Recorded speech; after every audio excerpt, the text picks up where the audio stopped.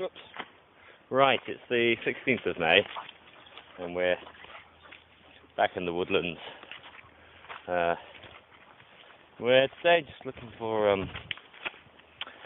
natural dye stuff. We've got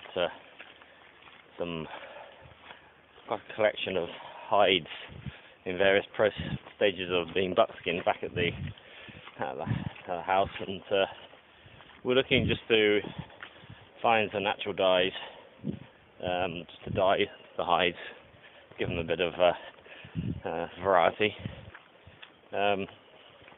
Strange enough, when you're looking for natural dye stuff, it's not what you would call, you're not looking for the obvious. For instance, these very purples or blues that you will find, particularly amongst the flowers this time of year, don't necessarily make a good natural dye, and it is sometimes counterintuitive as to what gives you what colour. Perhaps one of the most famous dye stuffs is woad, the plant woad, which we don't get up around here. It's more of a southern plant, the chalkland downs, things like that, but you wouldn't have thought, having looked at it, that was such a fantastic source of indigo, until true indigo was started to be imported from India. But and of course, this is where we have the description by Julius Caesar when he invaded Britain of the Iron Age tribes painting themselves with woad. There's an interesting theory about that. Of course, woad is also a natural antiseptic, and it might have been that not only does it make a nice visual decoration of a human body, particularly war paint, but also it acts as because it's antiseptic, should you sustain any cuts in battle, it helps you in that respect. But good to know. Yes, anyway, we're looking for kind of natural dye stuff. So we've got things like bracken will give you a dye. All tend to be the same process, being boiled up and mashed for a long time in water and then let to settle. Woad is a bit more complicated. Woad, it's quite a long drawn out process, because you're looking for the precipitation of the indigo out of the material. So a lot of filterings, a lot of boilings and washings and changing of waters and coolings, rapid coolings and things like that to get woad. But most other plant stuff, it's purely a process of boiling them and then letting them to settle. Strange enough, green is actually, ironically, one of the harder dye stuffs to find in nature.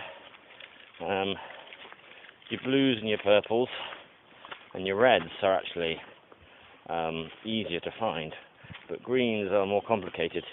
And of course, you can get your green by mixing it with other colours. But so anyway, we've got the bracken, which is one source. Dog's mercury is another one, which is quite good, because I'm going to change arms at this point because it gets tired of one arm. Yes, dog's mercury is quite good, basically because there's nothing else you can do with dog's mercury. It's not an edible. It grows prolifically around these parts, but there's nothing else you can do with it. So collect away with abandon, as they say. You can other dye stuff you can find quite readily this time of year, as the greenery begins to come through and to grow. And there are some, like woad, where we would have to actually travel perhaps a fair distance in order to collect it.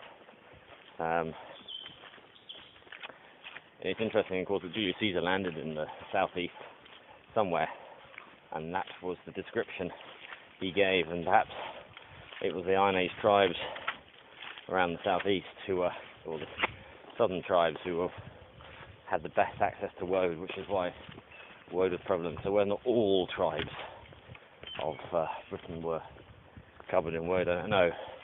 Interestingly, the Romans did term the people in the northern parts of Britain the Picti, meaning the painted people, which again suggests decorating themselves with some form of natural dye or paint.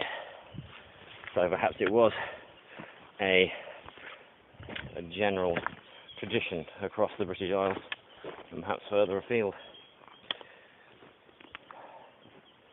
Collecting natural dye sources is actually quite simple because you're collecting, for the most part, the greenery.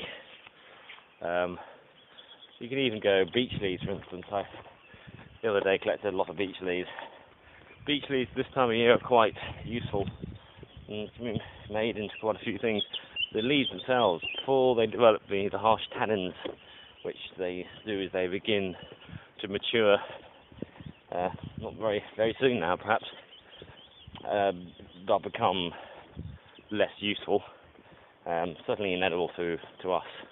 But when they're first flush of spring, a beech leaf salad is very nice. You can make even alcoholic drinks from beech leaves. You need to immerse them in alcohol, like gin, for a couple of days. But it has a name beginning with N, which I have forgotten. And I seem to have mislaid a Labrador dog, so we should just see where she's coming from. Oh well, I'm sure she'll catch up. You can use larch leaves, these trees here, as you'll see on the right hand side here, just the larches coming through, and again, you can eat larch leaves. I still wouldn't say larch leaves, not really leaves, are they? The pine needles from larches, when they're young, they have a very kind of lemony taste, and again, when they grow older, they darken, and so the tannins begin to develop, then they become inedible again. So around about the beginning of spring, you've got quite a few bits that can be collected, which not necessarily can be eaten any other time of year. Just looking on the ground here, we've got silverweed. I'm pointing my stick. We've got silverweed. Now silverweed is, again, go after the roots of the silverweed. Collect them a bit later on in the year. They're a bit young at the moment.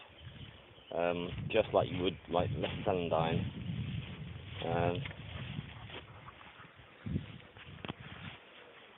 And that's a edible carbohydrate food supply. But these smaller roots, it is a kind of you have to weigh up the opportunities of collecting as many as you need against the actual energy it takes to dig them out of the ground. However, unlike a burdock, they're not as difficult to get out as a burdock takes to get out of the ground. But you need to collect quite a few of these things like celandines or silverweed to make a decent meal. So yes, we're just going to work our way through. I want to collect some wild garlic as well, and make another wild garlic puree, which is quite nice. So it's a grand time of year to be out in the woods. Okay.